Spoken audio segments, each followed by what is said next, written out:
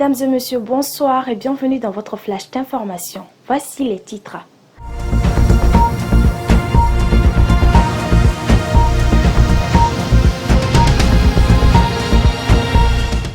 Message du ministre des Transports et des Infrastructures, Madame Dambili Madina Sissoko, à l'occasion des fêtes de fin d'année.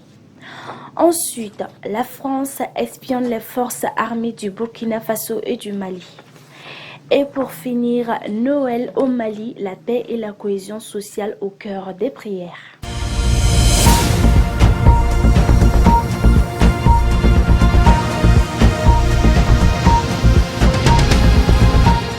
Rebonsoir mesdames et messieurs, merci d'avoir choisi Rota TV pour vous informer. Comme annoncé dans le titre, l'engouement lié aux fêtes de fin d'année occasionne une grande mobilité sur les routes. Cette mobilité qui concerne pour l'essentiel les jeunes est malheureusement source d'accidents de circulation parfois mortels.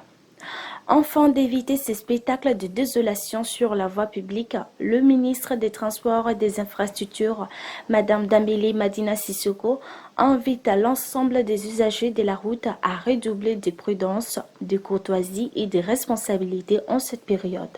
Les usagers sont en outre invités à respecter scrupuleusement la limitation de la vitesse qui est de 50 km/h en agglomération et 90 km/h en rase campagne.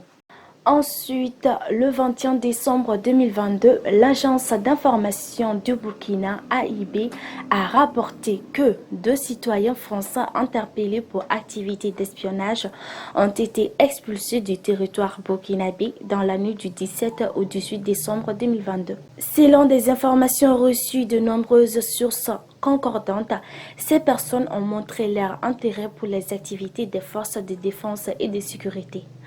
Particulièrement suspectes étaient les questions posées par les ressortissants français à de nombreux soldats de l'armée du Burkina Faso.